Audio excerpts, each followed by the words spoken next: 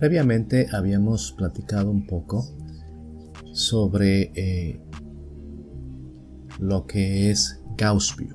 Entonces vamos a iniciar de nuevo con el ejemplo en Gauss View y nos vamos a ir a lo que es el programa. Aquí ustedes pueden ver este panel que corresponde a la distribución Linux en Ubuntu, ¿vale? Entonces el programa se llama Gauss View y es un editor para generar lo que es el input y poder hacer cálculos en Gaussian, ¿sí? Gaussian es uno de los programas más utilizados hoy en día por la comunidad de químicos cuánticos, químicos teóricos. Entonces, a ver, se me está perdiendo. Acá está, Gauss View, ¿vale? Entonces, es un editor que nos facilita la vida. Gaussian pues es de paga, es una de las desventajas o ventajas que puede tener el programa, ya que es un programa muy estilizado, tan así que nos permite tener un editor de nuestros inputs, ¿vale? Este editor pues es muy amigable, es muy intuitivo. De lo contrario, tendríamos que hacer nuestros input en algún editor de texto, simplemente metiendo las instrucciones necesarias y posteriormente ejecutar ese cálculo. Entonces eso lo iremos aprendiendo en algunos en vivos que tengamos sobre lo que es Gauss View. Y bueno, pues es de paga. Y también, o sea, si ustedes quieren trabajar con Gauss View vinculado a Gaussian, pues tendrían que comprar ambos programas y pues no es nada barato. Lo que ocurre es que algunas universidades pues tienen el presupuesto y por ahí en sus máquinas tienen estos programas, ¿no?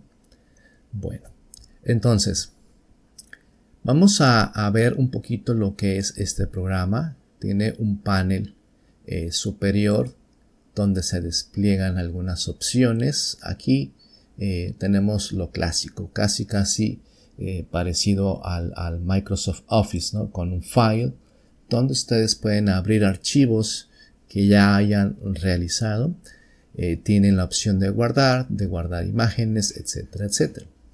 También tienen la opción de editar, de borrar.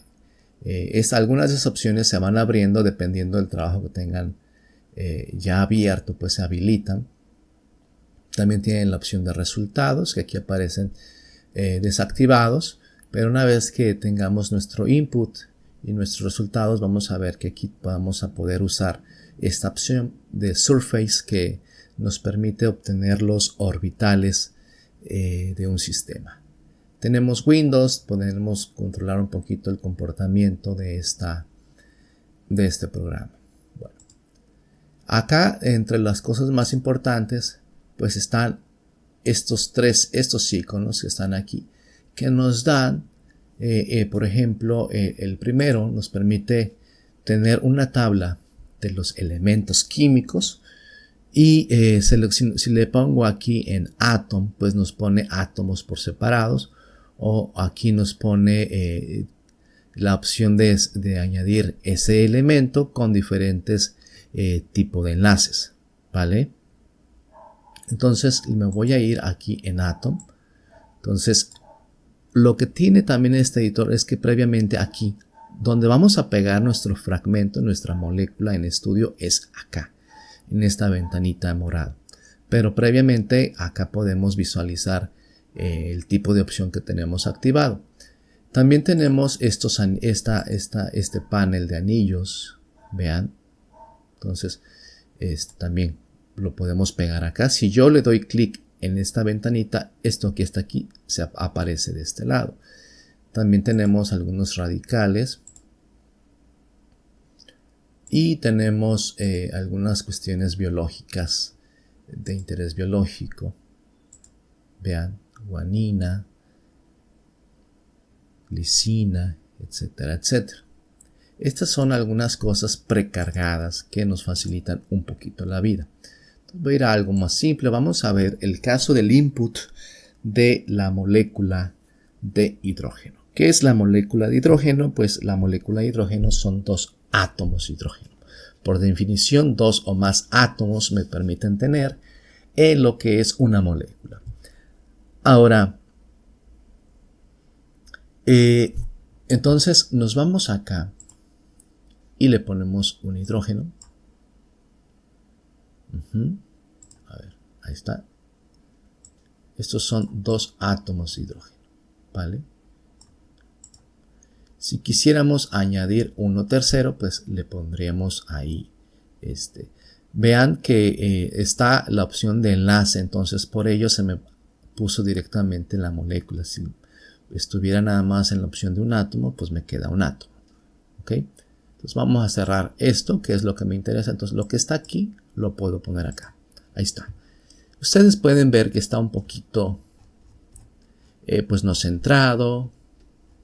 Con el scroll del mouse ustedes pueden hacer un zoom. Pero si queremos centrarlo, me voy aquí en View y le voy a dar en Center. Ahí está. Incluso le hace un zoom para que nosotros podamos trabajar de forma adecuada. Si no nos gusta el fondo que aparece aquí, le podemos cambiar ese fondo. Nos vamos en View, en la opción Display Format y le cambiamos aquí, en esta opción. Ok. Y ahí tenemos nuestro sistema, que de pronto está muy blancoso esto, ¿no? Y hay quienes les puede gustar un poquito trabajar con este fondo. Vamos a dejarlo por ahí. Ya sabemos que lo podemos cambiar. Lo siguiente que sigue es generar nuestro cálculo cuántico. Estos programas se utilizan en el contexto de lo que es química cuántica. ¿Y qué es química cuántica? Bueno, habrán ustedes escuchado quizás sobre química. Yo de hecho, cuando estuve en la licenciatura en física, jamás escuché sobre química cuántica. Ya fue cuando quise hacer una maestría, cuando al final de medio trecho de la maestría, con un cambio de un proyecto, me di cuenta de que había esta opción de la química cuántica. Yo había aprendido lo que es física cuántica 1 y 2 en un contexto más involucrado a lo que es física de partículas, incluso involucrando lo que es un poquito de relatividad, un poquito de relatividad, de quarks y todo ese rollo que uno ve en física. Y por ejemplo haciendo un mapeo entre lo que es física clásica y física cuántica, ¿no? Entonces cuando uno ve estas física cuántica, pues uno ve más, se centra uno más en los formalismos, en los cimientos de esta teoría, pero resulta ser que el sistema microscópico que podemos estudiar de forma analítica es el átomo de hidrógeno. Y de hecho, ves por ahí las soluciones del átomo de hidrógeno, es decir, partiendo de la ecuación de Schrödinger, buscas obtener la función de onda del sistema. Y la ecuación de Schrödinger pues involucra por ahí el hamiltoniano, que involucra clásicamente la energía cinética más la potencial, que en términos ya cuánticos hablamos del operador, hablamos de operadores, ¿no? Operador hamiltoniano, igual operador de energía cinética más el operador de energía potencial. Y ese hamiltoniano que podemos resolver de forma analítica es el del átomo de hidrógeno. ¿Y qué es el átomo de hidrógeno? Un protón y un electrón. Entonces, eso fue lo que yo vi en la licenciatura y es lo que se suele ver. Por supuesto, hay aplicación de la física cuántica en otros contextos, ¿no? un poquito distintos a lo que están acostumbrados los químicos como tal. Pero si uno quiere pensar en esta parte de la materia que está formada desde un punto de vista inicial a partir de átomos, pues entonces, ¿qué pasa si yo quiero describir la molécula de hidrógeno? Pues también hay algo que se llama teoría de perturbaciones, que también lo ve uno, ¿no? Pero para sistemas, en general para sistemas multielectrónicos con más de un electrón, no es posible resolver de forma analítica la ecuación de Schrödinger, ¿sí? Cuando es el átomo de hidrógeno se utiliza una simetría esférica que aparece por ahí en el laplaciano. El laplaciano se expresa en coordenadas esféricas y luego esas coordenadas esféricas se llega uno a un problema de separación de variables, la parte radial, la parte angular, y por eso tenemos soluciones del átomo de hidrógeno radiales y angulares que tiene que ver con los armónicos esféricos. Y por ahí aparecen los números cuánticos y todo ese rollo. Y en general podemos trabajar con átomos hidrogenoides, es decir, un electrón, y podemos cambiar la Z, que es el número de protones. ¿Sí? Podemos trabajar con litio, con itrio, con uranio, una cosa así, pero con un solo electrón. Entonces eso va a ser algo muy interesante de analizar de forma analítica las energías, pero de hecho le llaman por ahí átomos altamente ionizados. Por ahí pueden buscar ustedes, hay gente que se dedica a hacer ese tipo de cosas, ¿no? Donde le quitan todos los electrones a ese sistema. Pero fuera de eso, pues no se puede hacer nada analíticamente. Entonces, ¿qué quiere decir analíticamente? Pues obtener una fórmula, donde esa fórmula ustedes la agarran y la grafican, ¿no? Pueden obtener orbitales, los orbitales, los armónicos esféricos y la parte radial. Entonces, si nosotros queremos hacer algo más, pues es donde aparece la intención, por lo que se da el origen de lo que es la química cuántica, es decir, aplicar la física cuántica a cuestiones de la química. Y la química pues son átomos, son sistemas multielectrónicos. No podemos hacer nada con un solo átomo. Entonces aparecen las primeras aproximaciones, entre ellas lo que es Hartree-Fock. Entonces, antes de seguir con ello, vamos a ver cómo generamos un input para realizar un cálculo cuántico, para encontrar las propiedades de este sistema a partir de nociones de física cuántica. Entonces nos vamos aquí en Calculate y podemos irnos a la primera opción, que es Gaussian Calculation Setup. Entonces aquí me aparece esta ventanita. Y en esta ventanita podemos especificar el tipo de cálculo. Si me quedo con Energy, le vamos a llamar, dada esta estructura, esa separación entre los dos átomos, a eso nosotros le calculamos la energía.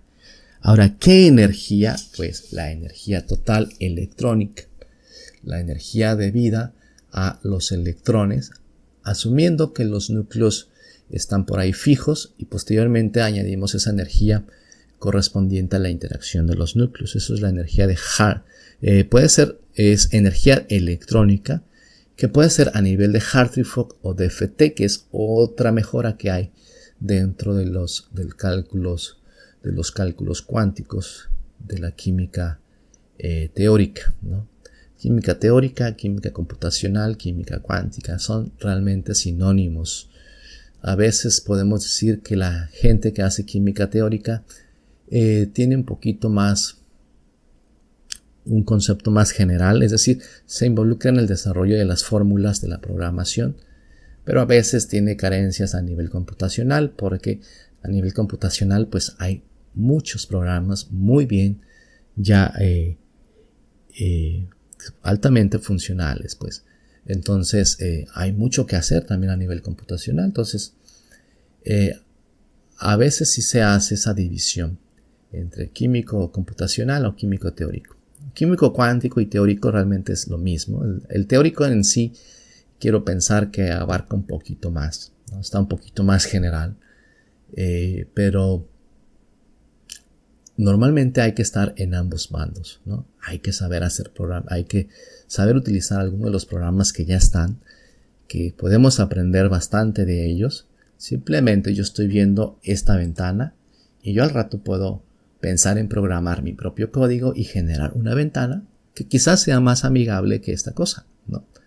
Si se fijan, pues es una ventana sencillita, ¿no?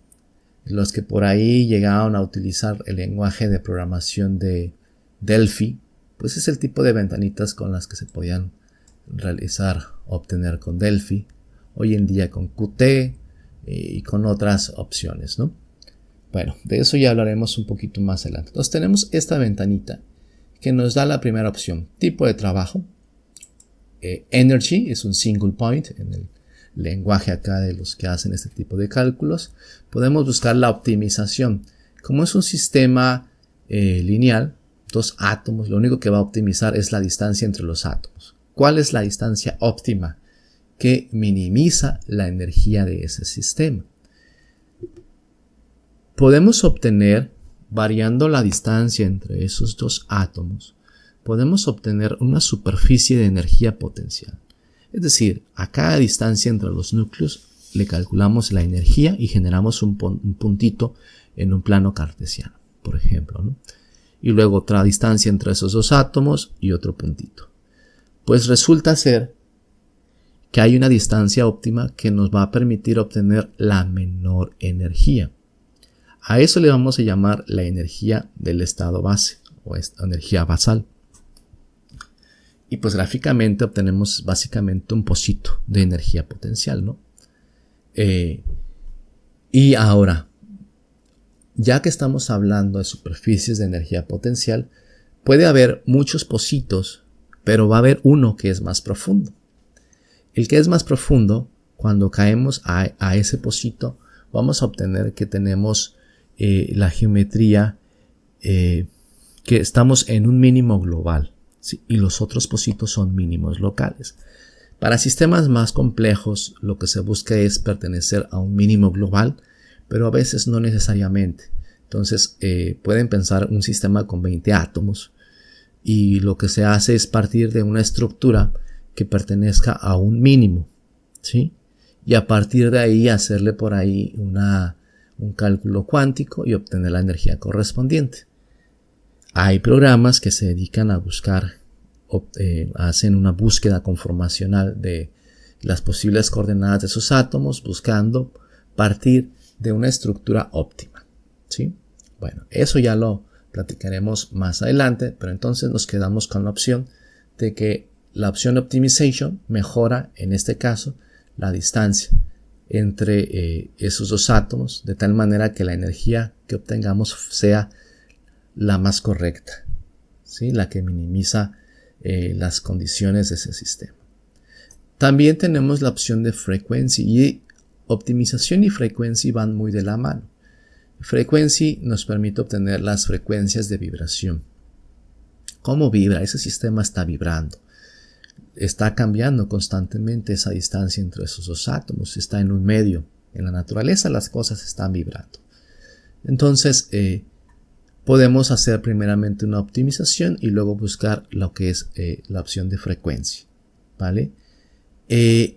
O bien, podemos hacer los dos pasos de un jalón. Optimización más frecuencia.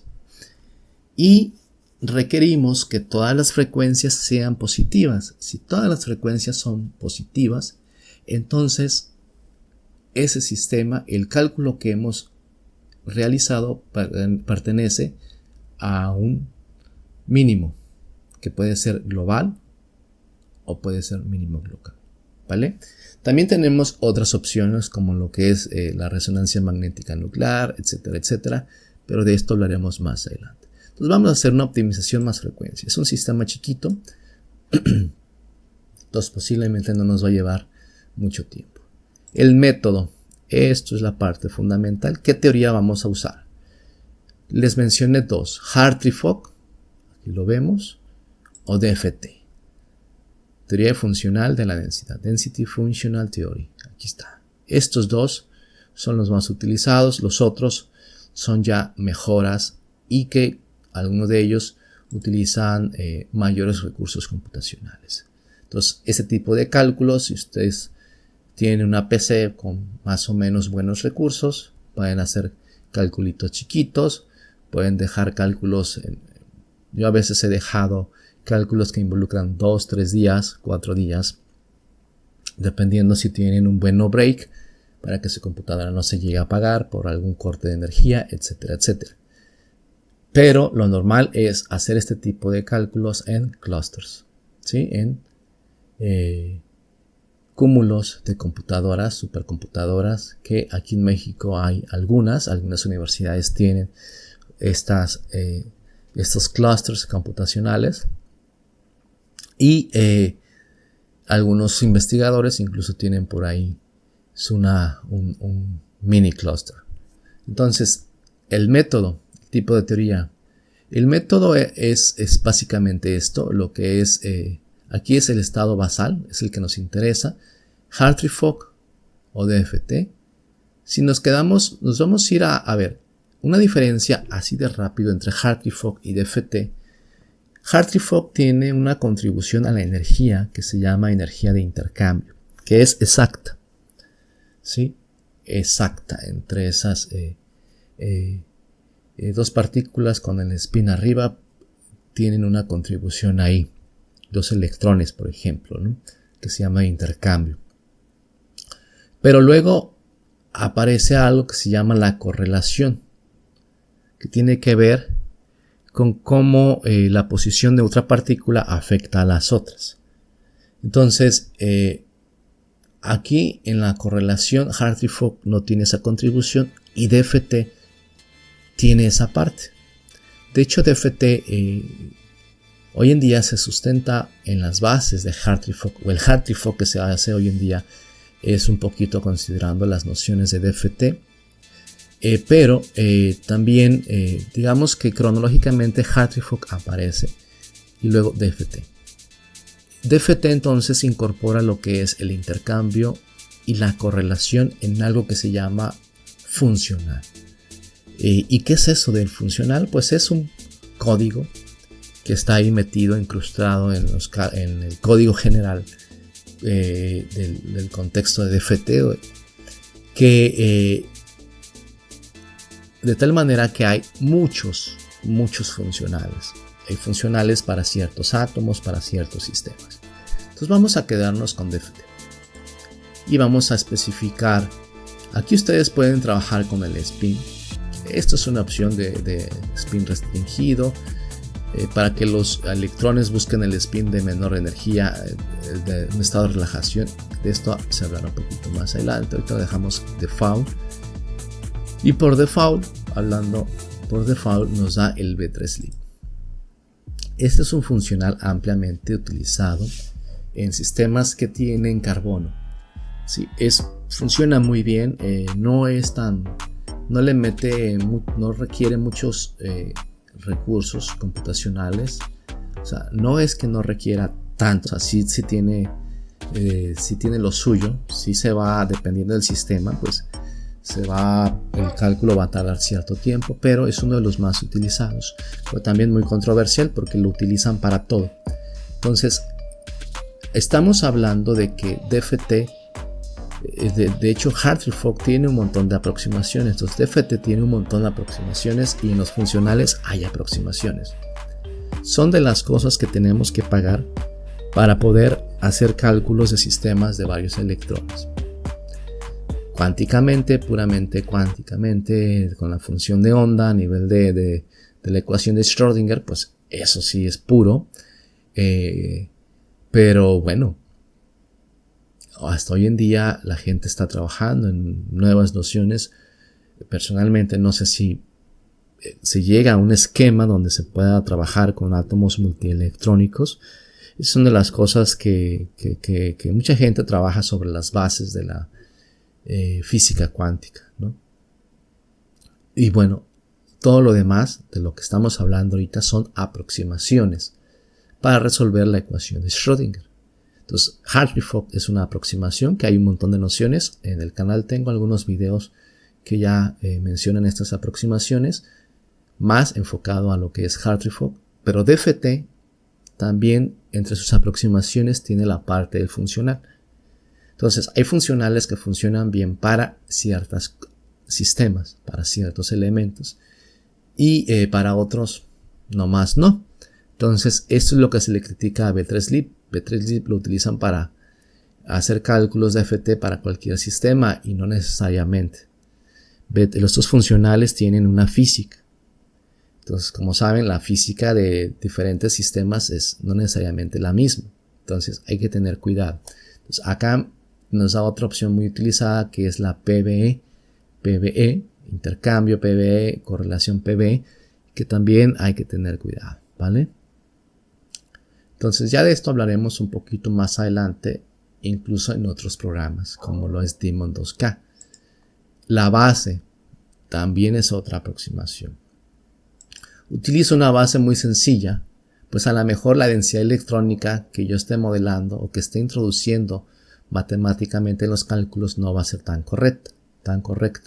Entonces STO3G son tres funciones gaussianas, ¿sí? Tres funciones gaussianas que buscan aproximar una función tipo Slater Type Orbital. Eso significa STO. ¿Y qué son los orbitales tipo Slater? También ya he hablado un poquito por ahí en alguno de los videos, pero son las soluciones naturales del átomo de hidrógeno, analíticas, que son las que en principio tendrían que utilizarse. Y muchos programas computacionales lo utilizan, muchos programas de la química computacional los utilizan, pero hay quienes deciden programar, es decir, aproximar estos orbitales tipo Slater como funciones gaussianas. Aquí son tres funciones gaussianas, por ejemplo. Todas las demás son funciones gaussianas. Estamos hablando de que una función se escribe o se aproxima como una combinación lineal de funciones gaussianas, ¿vale? Coeficientes se multiplican a funciones gaussianas que son exponenciales con el argumento al cuadrado, bla bla, combinación lineal de ellas. Y los argumentos de esas exponenciales se involucran aquí. Cada una de estas funciones que aparecen aquí, cada una de estas funciones base involucra ciertos exponentes, involucra ciertos coeficientes, ¿vale? Y por supuesto, hay unas bases que funcionan para unos sistemas, otras. Entonces, hay gente que hace ese tipo de cálculos, trabajar con diferentes bases para el mismo sistema molecular y al final, ¿cuál predice mejor los resultados? Vale la pena, por ejemplo, aquí, la CCPB-DZ. Si nos quedamos con la notación, una DZ es más sencillita que una QZ. Entonces, ¿vale la pena usar un QZ? ¿Realmente se recupera más física y química del cálculo? Pues para eso tendríamos que hacer los cálculos del sistema de interés, ¿no? Y ver si se obtienen algunos observables que ya están reportados de forma experimentalmente. Entonces nos vamos a quedar con una cosa sencillita. 3-21G para este sistemita. La carga. Por acá le podemos agregar que si es difuso, que si tiene otras consideraciones a las bases. Nos quedamos aquí por default ahorita. La base, la carga, pues vamos a decir que es neutro. Son 2 protones, 2 electrones. Y a esto le llamamos un estado de singulete. Esto es la multiplicidad. Entonces, ¿qué significa singulete? La multiplicidad de spin es 2s más 1. Entonces, esa s es una S mayúscula que es el spin total del sistema. Aquí los 2 electrones están apareados. Cada átomo tiene un electrón. Entonces uno con spin arriba y otro con spin abajo. Resulta ser que precisamente es la configuración de mínima energía. ¿Será? Para eso tendríamos que desaparearlos y hacerles el cálculo, ¿no? Pero lo vamos a dejar como singulete. Entonces 2 por 0 más 1 nos queda un 1. Eso es un singulete, multiplicidad igual a 1. Y podemos, ya con esto así seleccionado, podemos previsualizar nuestro input. Y acá lo podemos visualizar. Vean. Este check A es la dirección de un archivo que vamos a estar usando para ver nuestros resultados. Luego tenemos que este hashtag, este gatito, símbolo gato, esto a partir de aquí se especifica la teoría, ¿sí? Optimización, frecuencia, queremos optimizaciones más frecuencia, funcional B3Lib con la base 3-21G, y esto de geometría de conectividad lo que hace es que aparezca esto, que vincula es una nomenclatura para designar la conexión entre los átomos. Que esto está chiquitito, pero aquí puede haber un montón de átomos y esto se extendería. Título, podemos poner un título.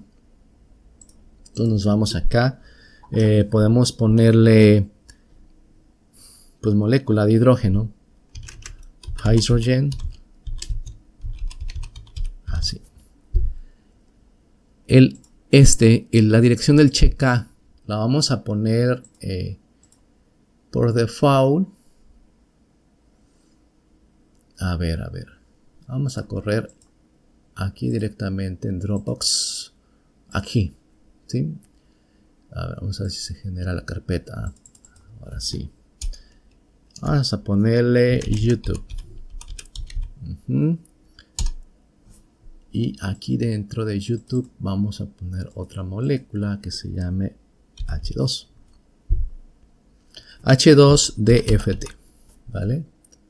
Hay que tener un control sobre los cálculos. Y luego aquí le ponemos el nombre al check A.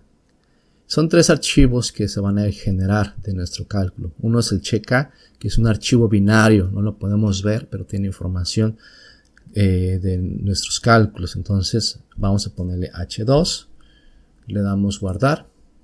Ya está ahí. Y luego le ponemos esta opción, por ejemplo, acelerar un poquito la convergencia. Ahorita vamos a hablar de qué es la convergencia. Población, le ponemos full para que nos dé toda la información a nivel del comportamiento de los electrones, o la información que se obtiene pues de los electrones, que es la que se busca pues. ¿Qué más? Acá le podemos poner, a ver, aquí se me había pasado, ustedes pueden correr en diferentes procesadores. Miren, aquí podemos especificar cierta cantidad. O sea, este caso lo dejamos por default porque es un sistema chiquitito. Entonces, previamente, acá nos vamos al preview. Ya cambió. Nuestro check A va a quedar en esta dirección. Y podemos añadir algo así como otras keywords, las otras instrucciones pueden ser añadidas aquí, como la NMR para la resonancia magnética nuclear, o bien podemos añadir lo que es GF input. Esta instrucción me permite visualizar mis archivos de salida en otros visualizadores. Gaussian y Gauss View van de la mano porque son la misma empresa y pues hay que comprar ambos si quieres, ¿no? Pero no necesariamente puedes comprarte nada más Gaussian, mandar al gorro Gauss View y usar otro visualizador molecular, otro editor, por ejemplo KeneCraft, que es mucho más económico, o de los que hay en la red, que son libres, como por ejemplo Molden o Avogadro o JMol o PyMol. Hay un montón de opciones que realmente este en vivo pues tiene que ver con el uso del Gauss View y con Gaussian, pero pueden tener otras opciones. Entonces aquí de jalón, si ustedes ponen esta opción, pueden visualizar en otros, en KeneCraft por ejemplo. Eso ya lo platicaré un poquito más adelante. Aquí se lo incluyo para después utilizar este mismo cálculo. Le decimos que haga una actualización y acá lo pone. ¿Lo ven? Y así pueden añadir otras opciones. Y entonces, pues ya tenemos nuestro calculito, lo sometemos y tenemos que decirle dónde se va a guardar. Si se fijan, por default ya me pone la misma dirección. Tenemos que poner un nombre H2, le damos en Save, ahí está, Yes, y aquí está corriendo Gaussian. Este archivo ya está vinculado a un Gaussian. Que si se ve un poquito aquí feo, esto negro es porque este Gaussian es nativo para Windows y yo lo estoy corriendo desde Linux por medio de Wine. Entonces, para aquellos que dicen que en Linux no se pueden correr cosas de Windows, pues sí, miren, aquí estamos corriendo esto de forma eficiente. A esto me dice si puedo ver el checa. El checa me va a dar la opción a ver los orbitales. Entonces le digo que sí. Me va a cambiar esto. O sea, me agregó el nuevo. Este que está en morado, pues tiene que ver con el checa que estoy analizando. Y este es del input original, ¿vale? Lo pueden cerrar este y nos quedamos con esto. Y ya nos vamos a resultados y vamos a ver, como le puse cálculo de frecuencias, pues vamos a ver el análisis de frecuencias. Ahí está, una sola frecuencia, un estiramiento. Podemos iniciar la animación. Los sistemas, todo en la naturaleza está vibrando. Lo que nos compone los átomos, todo es dinámico, ¿sí? Constantemente. Por eso es que podemos ver pues los diferentes colores, ¿no? Porque se está emitiendo energía electromagnética, transiciones electrónicas, todo ese rollo, ¿no? Si las cosas no se moviesen en la naturaleza, pues no tendríamos ojos, no podríamos ver las diferentes frecuencias o colores que existen. Entonces, bueno, ahí estamos viendo la frecuencia, que es nada más estiramiento. Estaba bailoteando, pero está estirando. Ustedes pueden ver que esto se alarga. Y aquí podemos ver la dirección del movimiento. Y lo cerramos. ¿Qué más podemos ver? Hicimos un análisis de optimización de energías. Lo que tendría que verse, estar activado aquí en la opción Optimization. Para sistemas más grandes me da a veces la opción de Optimization. Ya lo podremos ver también con otros visualizadores. Donde se debe de obtener una curva donde esta geometría, a ver, aquí estoy abriendo el checa, entonces esta geometría ya por default corresponde a la distancia óptima. Esta separación ya es la distancia óptima, ¿vale? Más adelante podemos ver que podemos medir estas distancias o los ángulos entre los átomos y vamos a ver que el checa, una vez que termina el cálculo, ya me da la imagen óptima. Entonces esta opción de poder ver la optimización, los pasos de la optimización de la superficie de energía potencial, lo vamos a ver con otro sistema. Entonces, ¿qué podemos ver con en este caso? Pues podemos graficar los orbitales moleculares.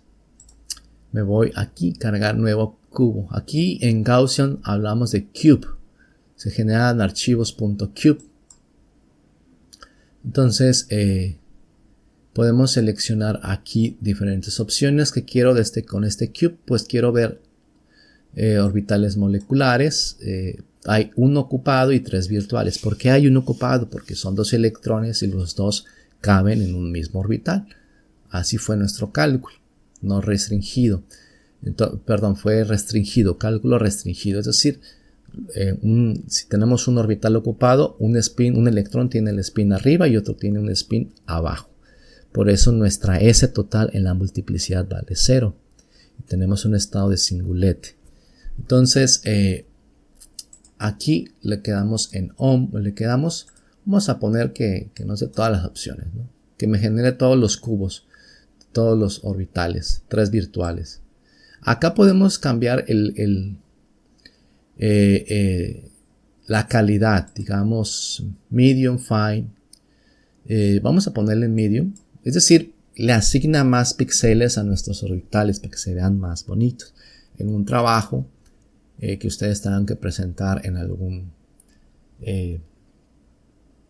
en algún en alguna publicación, pues tendrían que generarlos muy bonitos. A veces no conviene ponerlos tan de alta calidad porque pues, no vale la pena, ¿no? Con un medium creo que es suficiente para la mayoría de los casos. Y le vamos a dar OK. Entonces ahí está haciendo cálculos, vean. Ya me generó 1, 2, 3, 4. El primer orbital molecular orbital 1, me lo da aquí este punto pi. Entonces seleccionamos y luego tenemos que irnos aquí en general a la superficie. Y ahí está. Ahí está, vean que se ve bien bonito. Vean que es medio como una aceituna esta cosa. ¿Por qué es como una aceituna? Pues son dos orbitales tipo S que se juntan. Entonces la simetría es de esperarse que tiene esta forma, ¿vale? Tipo S aceitunoso, ¿no? Y luego podemos cambiar un poquito aquí la densidad. Podemos cambiar la densidad, es decir, que se vean con mayor densidad, más chiquitos, más grandes. Esto lo vamos a ver en otros ejemplos, pero vamos a generar ahorita otro. Un orbital de los virtuales, lo selecciono y luego le doy que genere eso. Y ahí está. Pero podemos quitar el previo para analizar correctamente el anterior. Le damos hide y ahí está. Tiene simetría un poquito tipo P. No son orbitales atómicos, pero como son dos orbitales, dos átomos de hidrógenos, pues se preserva un poquito la simetría. Tenemos aquí, se preserva un poquito la simetría atómica, pues entonces la mezcla de las orbitales moleculares son mezcla de los orbitales atómicos. Entonces aquí tenemos algo tipo P y así. A ver, déjenme ver si aquí le cambiamos. Si yo aquí le cambio el isovalor, acá tenemos que movernos, por ejemplo. Lo hacemos un poquito más grande. Le puedo generar otra superficie con ese isovalor. ¿Qué cambió? A ver, lo oculto y lo oculto. Show surface, ahí está, mire, pues sí se ve un poquito más chiquitito, ¿no? Entonces aquí le puedo poner más ceros y le damos que me genere otra new surface.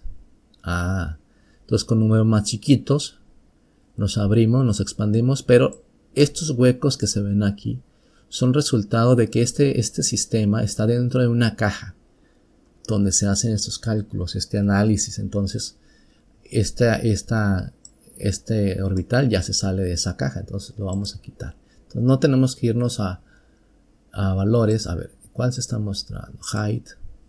Se está mostrando que está un número chiquitito, se expande, ¿vale? Número más grande, pues se contrae, la densidad es más localizada. Esto es importante porque a veces nos interesa ver la densidad de los electrones del core, etcétera, etcétera. Entonces los electrones del core son los que están más cercanos a los núcleos. Entonces, bueno, así podemos dejar esto. Recuerden que podemos cambiarle aquí en Edit,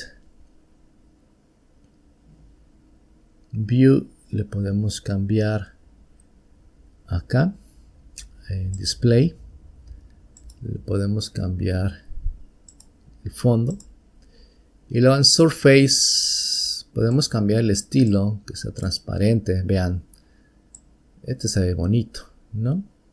Podemos ver qué está allá adentro, a qué pertenece este orbital, que se vea más opaco, más transparente, quizás por ahí. Y luego también le podemos cambiar que sea mesh, una mallita. ¿Qué opinan de esto? Miren, se ve bastante bonito, ¿no? Podemos poner un texto, etcétera, etcétera. Aquí hay muchísimas opciones, el tipo de enlace. por ejemplo, que sea un tubo, que sea una línea, bolitas, así, o ¿no? Que es el que estamos usando. Bueno, y bueno, esto sería lo que podemos ver. También podemos ver los orbitales, el diagrama de orbitales, aquí está. Tengo activados los dos, vean, este es el de menor energía, aquí está la energía de la energía electrónica. Es decir, si ustedes quieren quitar uno de esos dos electrones, pues necesitan suministrar una energía, un fotón con esta energía, ¿no? De 0.4. Ahora, ¿esta es la energía correcta? Bueno, esto también va a depender de las especificaciones de la base, del funcional. Había que probar, había que conocer la energía de ionización.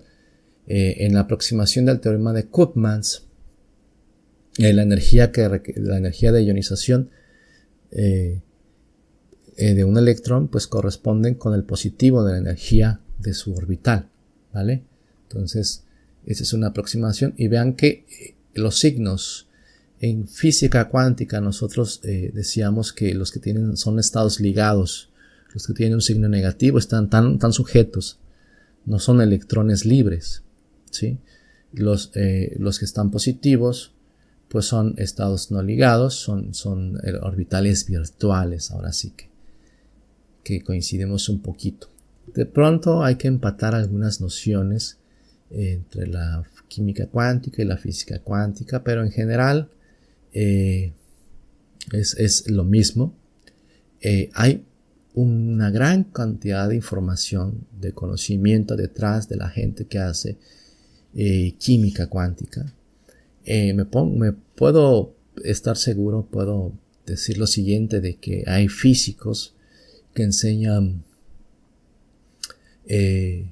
física cuántica 1 y 2 que realmente desconocen la gran cantidad de trabajo que hay en esta área de la química teórica, química cuántica y computacional. Hay muchísima cosa que aprender. Es otra manera de aprender. Una vez que ya tenemos las nociones de la física cuántica, por ahí decía Feynman, ¿no?, que con la química cuántica, con la física cuántica que había ya era suficiente para estudiar, pero no necesariamente. O sea, sí es suficiente en un sentido de que de los operadores, de las nociones base, pero después de eso, a poder sacar información de sistemas, hay que hacer un montón de pasos. Por pasos me refiero a nuevas teorías, nuevas aproximaciones, nuevas matemáticas. Quizás no nuevas matemáticas, aunque hay cosas dentro de los desarrollos que involucran matemáticas muy un poquito más avanzadas. Por ejemplo, la representación de Fourier de algunos potenciales, que ya involucra un poquito de lo que es la parte esta de variable compleja, ¿no? Donde hay que integrar en el plano complejo, etcétera, etcétera. O sea, de pronto son cosas que uno vio, pero que hay que repasar y que se complican. Entonces, esto que ustedes están viendo ahí no es cualquier cosa. Es lo que nos dice la física cuántica, la química cuántica.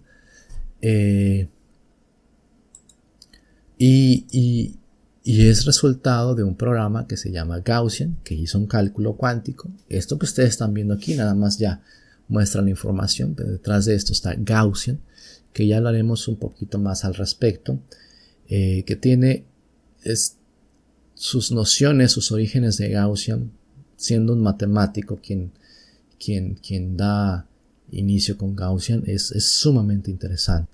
Hasta luego.